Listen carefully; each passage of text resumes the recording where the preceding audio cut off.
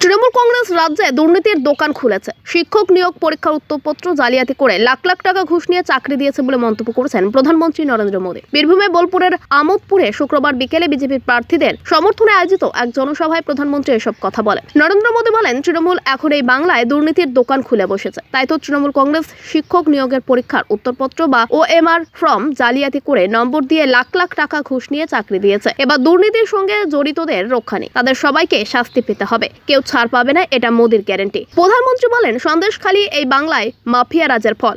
এখন সন্দেশখালীর জড়িতদের রক্ষাও করার আপ্রাণ চেষ্টা চালানো হচ্ছে, কিন্তু কেউ রক্ষা পাবে না। লুটেরাদের রক্ষা নেই। গরিবের ধন সম্পদ ও অর্থ যারা লুটেছে তাদের ছেড়ে দেওয়া হবে না। লুটেরাদের অর্থ আদায় করে বিলিয়ে দেওয়া হবে গরিবদের মধ্যে। তৃণমূলের লুটেরাদের দল বাংলার শিশুদেরও ভবিষ্যৎ নষ্ট করে দিয়েছে বলে মন্তব্য করেন মোদী। তিনি বলেন, শিক্ষায় দুর্নীতি, কয়লা দুর্নীতি, সবাই এবার শিক্ষা পাবে। মোদী এ কথাও বলেন, তৃণমূলের দুর্নীতির এটা তো ট্রেলার মাত্র, সামনে আরো বহু ছবি আছে। এবার এই বাংলার মানুষ যোগ্য জবাব দেবে।